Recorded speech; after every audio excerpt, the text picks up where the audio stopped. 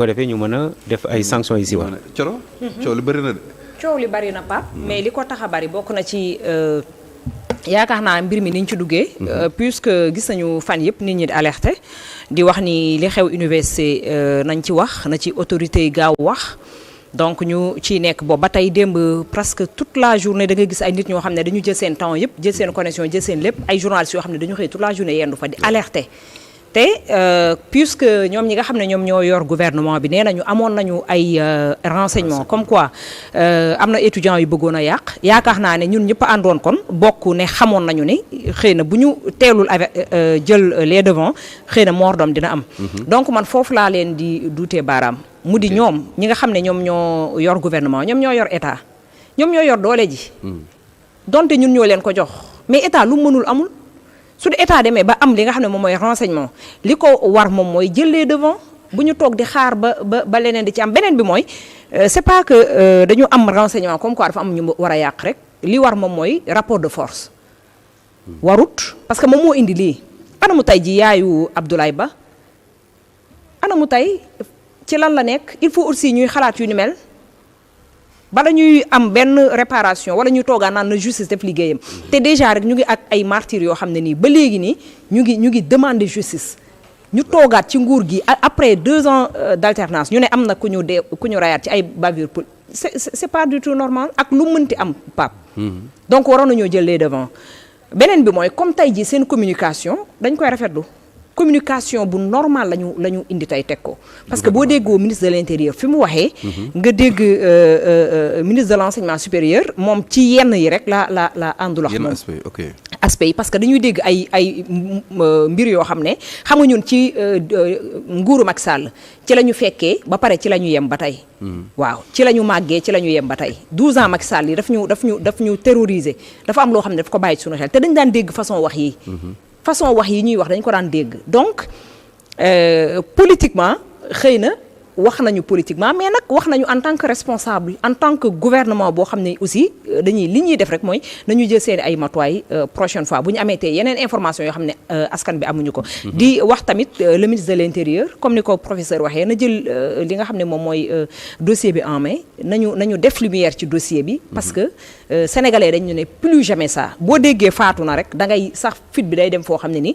te lii nii xaaruñu ko ci gouvernement actuel bi ma ñëw comme li Pape Sané wax léegi ci ñi nga xam ne ñoom ñooy étudiants yi man de pour dire vrai coro mi leen doon défendre dem ba tey bi ma gisee vidéo yi muy circuler ndax partagé naa ko sama Facebook te bi ma ko jotee damaa tiit ba mënuma kaa sax partagé damaa rus pour dire vrai parce que ñun ñëpp ci population bi la ñu bokk lu leen wokk xuriñu ñun ñëpp ñoo ànd moom Sénégal te xam nañu bi mu mettee ñu ne ñoom ñoo àndoon jóg ba am li ñu bëgg donc c'est regrettable ñu gis leen ñu leen di tudd ci yenn yi surtout nag ñu ne université bi dañu am doomu Sénégal yoo xam ne ëllëg si biir ñoom la ñu yaakaar pour ñu yor relève bi ñoom la ñu yaakaar pour Sénégal tàkk ci àdduna wërngal këpp ñu ne la temple du savoir donc loolu image yu ñu gis honoré wul tey ji étudiant honoré wul benn étudiant te yaakaar naa ne képp ku leen bëgg di nga wax lu ni mel des étudiants wala sax ay personnes yoo xam ne nii ñoom ñu bàyyi leen ñu dugg ci biir campus yi dugg ci seen kii yi ba mën a yor foofu cocktail molotov ñu ne déedéet ñu yor grenade lacrymogène lan la grenade lacrymogène di def ci loxo civil mais aussi naka la ñuy jéemee pour manipuler lii sax danger public la quoi ay civil yoo xam ne yor grenade lacrymogène te imaginer Pape li may wax chaque journée nguur mën na lu ne nguur wane nañu déjà seen xarañteef wane nañ seen matériel bi ñu yor gis nga lii am nii ñu wane ko fii ci UCAD dootul gaawatee am parce que lii nguuru Macky Sall mais lii di takk nii lan la grenade lacrymogène bi ñu yoroon di ko manipuler la ok mooy ce qui s'est passé fii dañu taxaw di manipuler ñaari cocktail molotov am à côté ku dégoupiller grenade dégoupiller grenade mais xam nga grenade boo ko découpiller dafa am temps latence bi nga xam ne il faut nga sànni ko waaw moom nag temps boobu la respecté wul affaire bi explosé mooy waa ji tëdd noonu ci suuf loxo ok d'accord parce que après dama gisoon lële na leen muy saxaar affaire bu am bu weex be ay saxaar bu bëri di génn foofu waaw d'accord tey démb yàlla xam na ne vidéo bi man de bokk naa ci njëkk a partagé man dama ne dama koy partagé ci kaw nit ñi dañ ko def ci suuf ma partagé ko ci kaw parce que dañu après mel ni luy manipuler ci vidéo bi parce que ñu ngi naan xoola FDS yi rey nañ ko rey nañ ko ñu tëddal ko nii mu mel ni kuy xëm alors que c'est la même personne ndaxte mbubu bii la sol. waaw ci loxoom la grenade bi explosé looloo waral mu jaaxaan. li ma lay wax ne la état am na matériel. am nañu bu ñu ko bëggee mën nañoo fësal yenn yi gis nga lii nii bu ko drone yi jëlul woon. fan la FDS yi di seetee bu ñu ko jëlul woon. et on a partagé les vidéos pour wane ne FDS yi ñoom ñoo dugg biir campus def nii buñ ko jëlul bu ko drone yi jëlul woon naka lay feeñee te dama ne la lii ñu def nii ñoom tey vidéo yi weer leen drone yi jël leen amaana lii dootul am. parce que dinañu sàmm seen bopp ki yor cocktail molotov ci biir kii bi noonu campus kooku tey jii est-ce que xam nga ne tey xelam du dal. puisque vidéo bi viral na. nit ñi xàmmee nañu ko xam nañu kan la exactement bu ñu ko bëggee xam dinañ xam kan la exactement. dinañ xam kan la. donc loolu nit ñi dinañ ci bàyyi xel yu mel ni dootul gaaw am mais daal. lu ci mënti am moom mooy les responsabilités nañ ko situer. moo xam côté gouvernement moo xam côté étudiants yi. nañu xam ne Sénégal gii kenn du ko xar. benn bopp la ñuy doon dañuy àndandoo nekk ci jàmm ba faaw incha allah. d'accord mais grand pape lii ku ko gis kon xam l'enquête ne va pas s'orienter seulement dans un sens. non enquête bi mënul orienté wu dans un sens. et puis kii comment dirais-je Pape damay wax ak benn waay buy liggéey mu ne ma écoute mu ne ma je suis à ma 19e année comme employé ici. mu ne ma grève bu nekk fekk dama fi. mu ne ma mais je dois dire.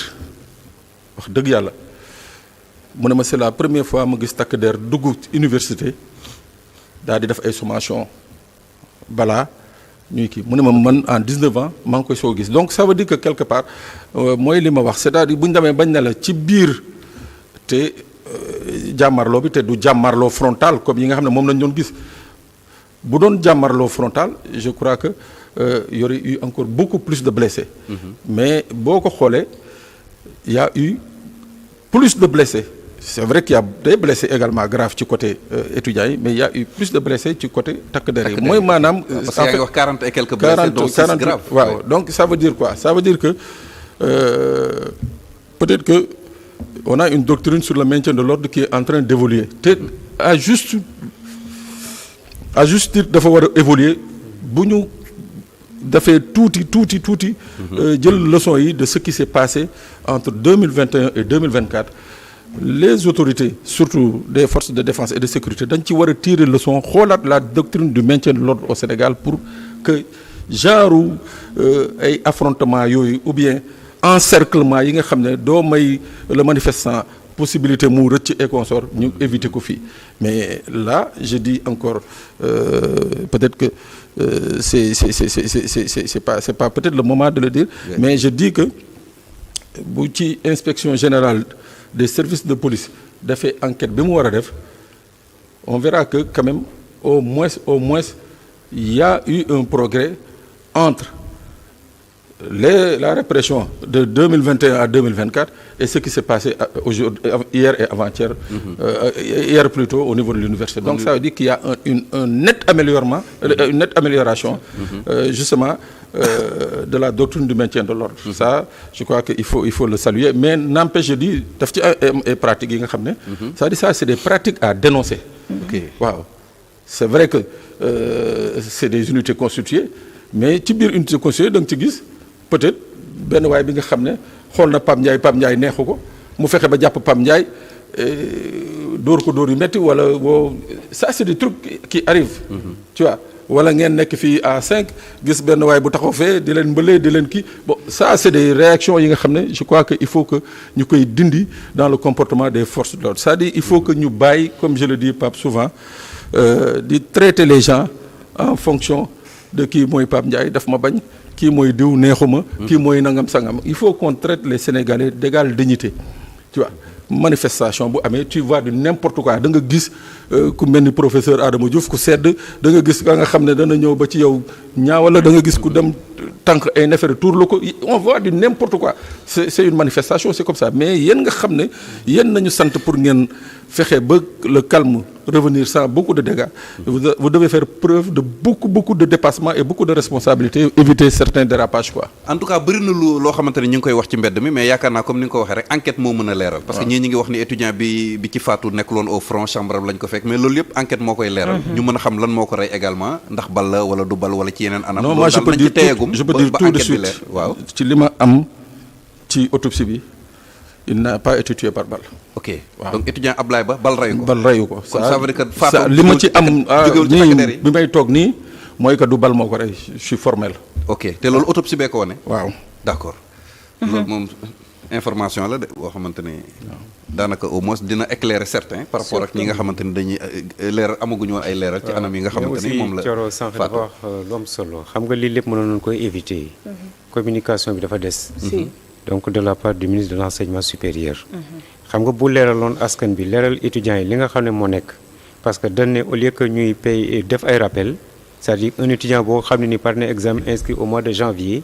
à partir de janvier dañ koy fay 12 mois yi dañ koy fay. c'est-à-dire communication dafa war a am. su ko defee étudiant bi xam parent étudiant bi xam. donc ñoom gouvernement bi aussi ñu am information boobu. mais xam nga boo toogee ba jëyee am nga joxe communication boobu aussi day xaw a doy waar. d'accord alors Coumba Ndoffène yow tam ñu may la nga sànni ci kàddu balaa ñuy dem ci beneen aspect. waaw yaa ngi observé li xew université. en tant que sénégalais dañuy ñaawlu li xew. donc di jaale bu baax.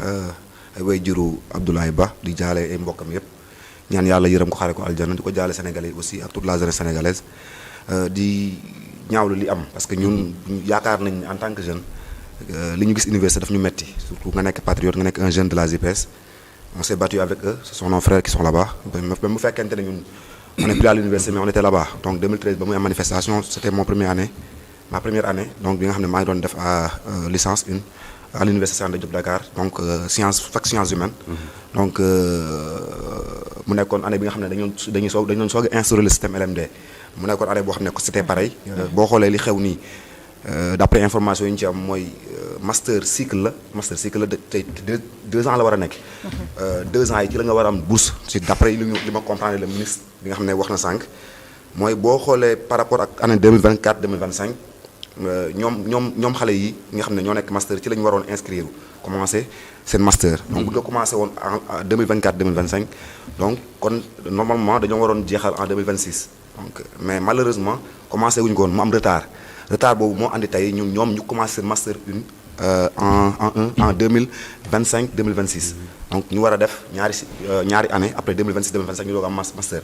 alors que ñoom waroon nañu démarrer depuis 2024 mu am ay lenteur yi c'est la faute à qui peut-être ñoom daañu wax c'est la faute à qui loolu moo andi lii donc mënoo fayeeku peut-être direction des bourses aussi buy fay étudiant bourse day fekk étudiant bi il est inscrit ñun ñëpp jaar nañu université mënuñu la fay bourse te inscrire mënul nekk donc le problème jàpp naa c'est un problème de communication boo xam ne waroon na dox diggante le ministre ak les étudiants. waaw parce que dafa mel ni à partir de période bi nga inscrire leneen période yi ko jiitu duñu la cycle bi 2 ans la alors boo leen ko buñ la fayee ko 2024 2025 nga fay leen ko da nga leen di fay 2025 2026 fay leen 2026 2027 mu nekk 3 ans alors que master 2 ans la là y a problème gis nga boo hérité un pays boo xam ne y a eu des problèmes yow boo ñëwee fait des réformes faut réformer tout Sénégal réew boo xam ne dañoo war a réformer tout en tant que jeune quand on se battait pour le projet PASTEF dañu jàppoon ne quand on sera au pouvoir daañu am levier yi tey Sénégalais yi jox ñu levier yi pour ñu mën a réformer ce pays là ils nous ont tout donné allez lan moo tax lenteur yi am wala sabotage la du côté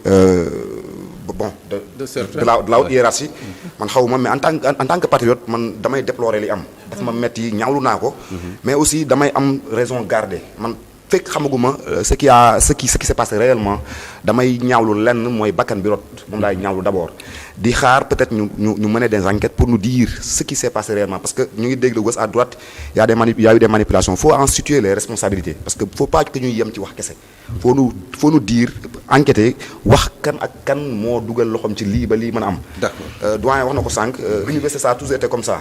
arène politique daanaka dafay am ay parce que nekkoon nañ fa xëccoo. dañuy syndiqué dañuy bokk ci amical dañuy bëgg tout le temps c'est maanaam c'est la politique sénégalaise buy transcender dem à l'université. di am ci système politique bi mooy amaat à l'université parce que ñu nekkoon nañ fa amical dañuy xeex comme pas possible à l'université. donc pour loolu rek dañu war a à un moment donné ñu xalaat ban citoyen sénégalais lañ bëgg ban jeunesse lañu bëgg a construire réformer pendant qu'il est temps parce que mënuñu hériter d'un pays boo xam ne système bi fi nekk c'est depuis les indépendances ñu bëgg ko bàyyi muy pérenne muy continuer. loolu mu andi lii yëpp te ñun jàpp nañ ne c'est à régler uniquement presque parce que buñ ko assumer wul. ces réformes là ça va nous coûter cher. te boo xoolee li xew nii rek war nañu mën a jàngal. d'accord ça va nous coûter cher alors am na leneen lu des ci waxtaan bi xam naa dañuy daal di évoluer rek alors beneen mbir bi ñuy waxtaanee nag mooy.